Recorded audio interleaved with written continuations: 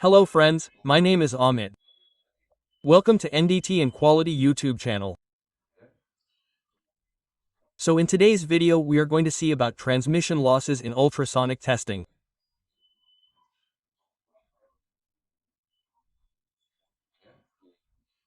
So many of you ask me the question that when we do UT of stainless steel, i.e. austenitic stainless steel, then when we do UT of austenitic stainless steel at that time, then many times a problem comes that means you have difficulty in doing UT in it.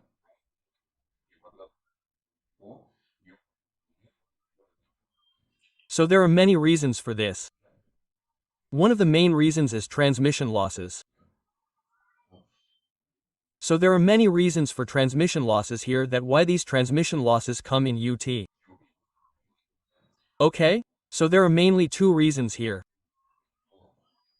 One is that here your loss comes due to absorption and the second is scattering. So how this absorption and scattering causes difficulty in your UT, due to this I will tell you in this video. So this is a theoretical topic. But because of this, when you do UT practically, there are many effects on time. Like, there are many difficulties in UT in austenitic stainless steel. So the reason for this is transmission losses. So here are these two reasons. We will discuss this in detail. And in the last, I will also tell you that this is austenitic stainless steel. Due to which reason this problem occurs in UT. So if you have not subscribed to our channel yet, then definitely subscribe to the channel. Share this video with your friends and colleagues. Apart from this, if you still want to join our channel, then you can take membership here. So there are many benefits of taking membership. I have made many member-exclusive videos. So in member-exclusive videos, you will find mainly NDT Level 2 videos. Apart from that, I have also made videos of some codes and standards like AWS, ASME. So access to all these videos, apart from that there are also videos of advanced NDT. So to get access to all these videos, you can take membership of our channel and support me financially.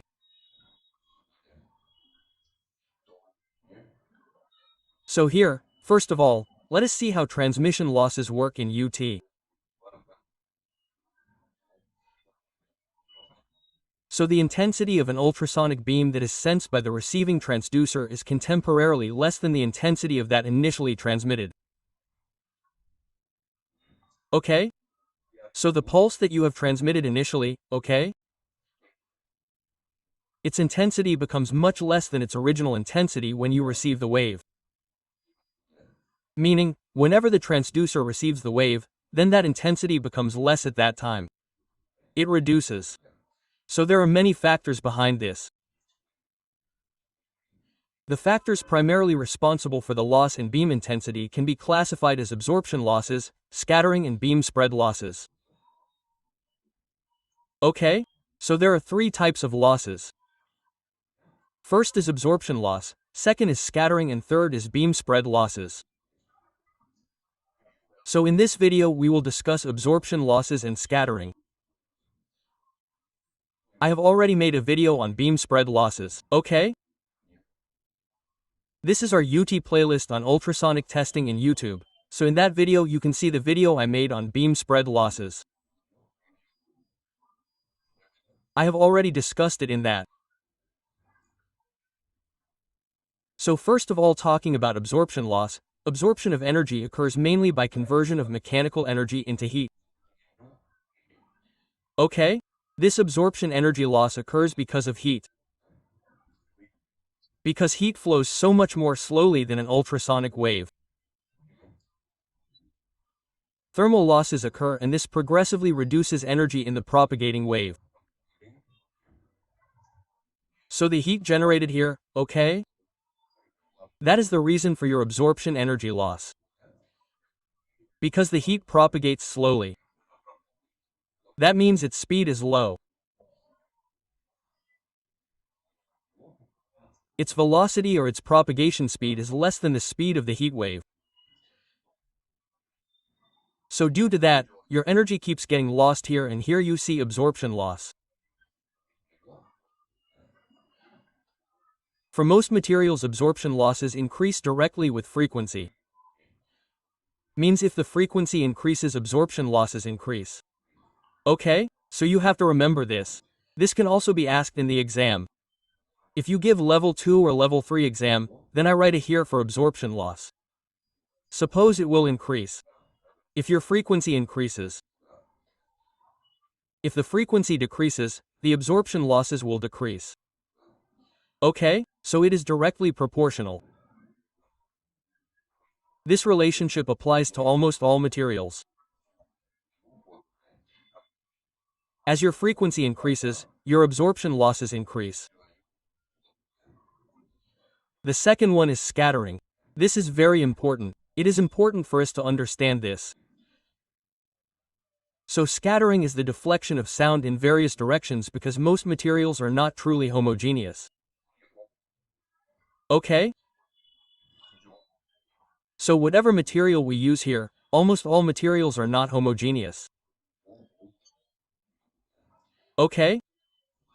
This means there is some grain boundary issue in it, or there is the issue of non-metallic inclusions, and there are many such anisotropic materials, so there are many such issues. So because of that, it is not a homogeneous material.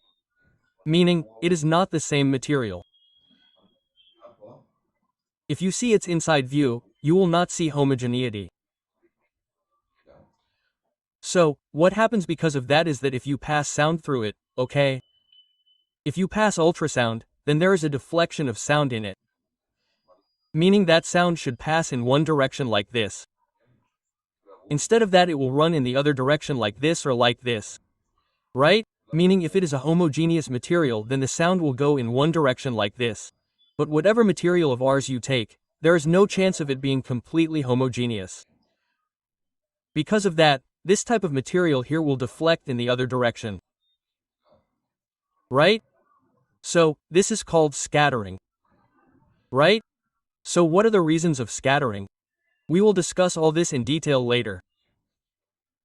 But here you have to remember that the sound is deflected in the other direction. Meaning it does not go in one direction. It keeps deflecting in various directions. This is called scattering. And mostly the material is not homogeneous. Due to this, you get to see this. Like here, two figures are given. You see this is your first figure. See in it that the grain of the material is the grain of the material. This is one grain. Here this is the second grain. This is the third grain. Its size is very big. You see the size is big. What will happen due to that? It has a grain boundary. Okay? See what I have shown in red color is your grain boundary. So its size is big. The grain boundary will also become big. So due to that, whenever the sound will pass through the grain boundary like it has passed here, then instead of going in a straight direction, it will run away like this. Okay, see here also the sound should go like this, straight like this. But where does it go? If it runs towards this side, then it is called deflection. It means that the sound is deflected. And finally, the sound should actually go straight from here in this direction. Instead, it is going like this. See, is it okay here?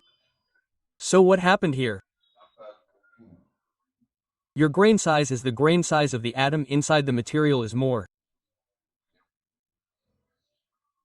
Because of that, this deflection means scattering problem occurs. Whereas here in the second figure you can see that the grain boundary here is less. It means if the grain size is less, then the boundary automatically its size is less. So almost all the waves will go in the same direction. So the final wave is found in the same direction. So see in this your grain size is less than expected. The grain size is less, so at that time you will get almost the same direction of the wave. Meaning the wave will be able to pass through all the grains easily. So this figure below is called fine grain and this figure above is called coarse grain. Coarse grain means that its grain size is a little more. Okay, now remember this. Now see there is grain boundary. How does it work in this? So grain boundaries, twin boundaries and minute non-metallic inclusions tend to deflect small amount of ultrasonic sound. So these are three regions. The first is grain boundaries, which we just saw. There are twin boundaries, meaning more than one boundary is together or there is non-metallic inclusion. Okay, meaning the material is not homogeneous. So at that time the sound in the material will be deflected. Okay? And you will see scattering in the material. So this scattering of yours is dependent on the relation of grain size to ultrasonic wavelength. When grain size is less than 0.01 times the wavelength, scatter is negligible. Okay? So here, whenever there is grain size, I write it here. Grain size is less than 0.01 times of wavelength. Wavelength means lambda. This is your ultrasonic wave. Its wavelength remains. Okay? Like I draw the wave here. This is your wave. So it has this length. Like from here, this is your lambda. This is your wavelength. So the unit of wavelength you can take is nm or micrometer.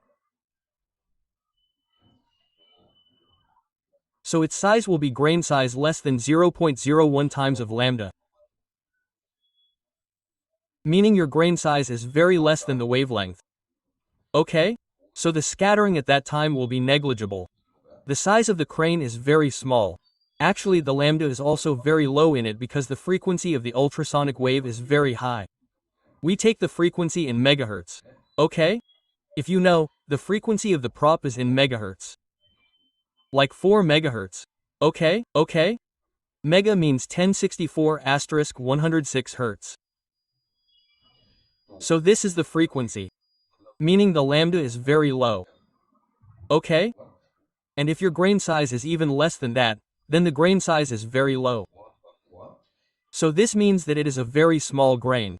If it is a small grain, then the scatter will be negligible in that case. Meaning there is no chance of scattering. Okay?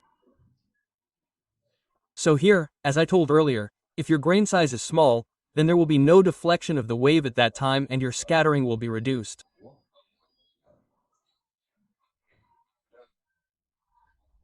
Now when the grain size is 1 times the wavelength and greater and larger, excessive scattering makes it impossible to conduct valid ultrasonic inspection.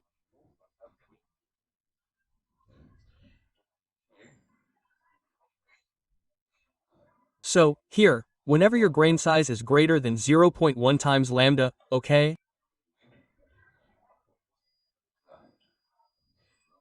This is the formula. Grain size greater than 0.1 times the lambda. When this happens, I mean such a situation will happen, then at that time your grain size is large, then excessive scattering will happen here. Scattering will be more and it will become impossible to do UT. So doing UT and interpretation is very difficult here. So at that time you cannot do valid ultrasonic testing. Scattering occurs when using high-frequency probe on coarse grain material. Penetration is reduced when grain size increases. Okay? So here if you use high-frequency probe, it means your lambda will decrease. Okay? And your grain size is more. Okay? Lambda is less, grain size is more, then it will be scattering in the job on time and you will not be able to do UT in it. Apart from that, whenever the grain size increases, then the problem of penetration also comes in time. Okay? If the grain size is more, then your penetration will decrease in time. Penetration will be less, which means you will not be able to do UT of high thickness job. So whenever you do UT of SS, okay, so this problem comes. When you do UT of stainless steel, it has coarse grain structure. So we will discuss further what problem occurs in SS. Okay, the grain increases, the increase in frequency of the probe reduces the wavelength. As I told you here, your wavelength will go down when the frequency is high. This leads to more attenuation losses because of the inability of the wave to cross the grain boundaries. Okay, so here the frequency will be high. Your wavelength will decrease, and if the wavelength is low, then it will not be able to cross the grain boundaries. If the scattering is too high, random signals arise from the reflection of ultrasonic waves from the dew grain boundaries. These are called scattered echoes and grass echoes and hash echoes and noise echoes. So here if the scattering is high, then you will get reflection here. From where? The grain in your job, the grain in the material has grain boundaries. So you will get reflection from there. Like I told you about grain boundaries here. All these are grain boundaries. Okay, it is here as well. So you can get reflection from all these green boundaries as well. So there is reflection, mode conversion. All the theories apply here. And you will get reflection from here, and the echo obtained from this reflection can be called grass echo, hash echo, or scattered echo, noise echo. You can use any word.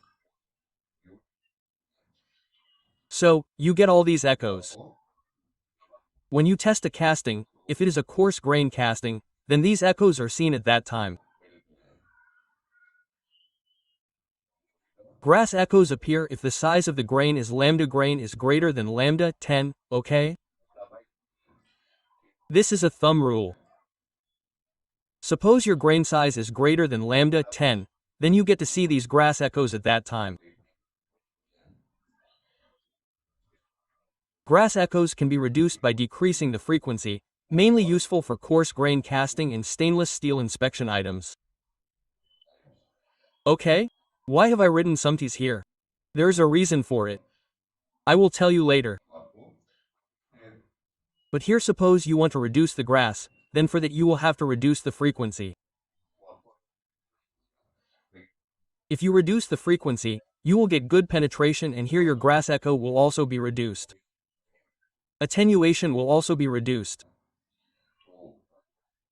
So if you do UT of casting, mainly of coarse grain casting, or if you do UT of any stainless steel, i.e. austenitic stainless steel, then at that time you may face this problem. So you will have to reduce the frequency there.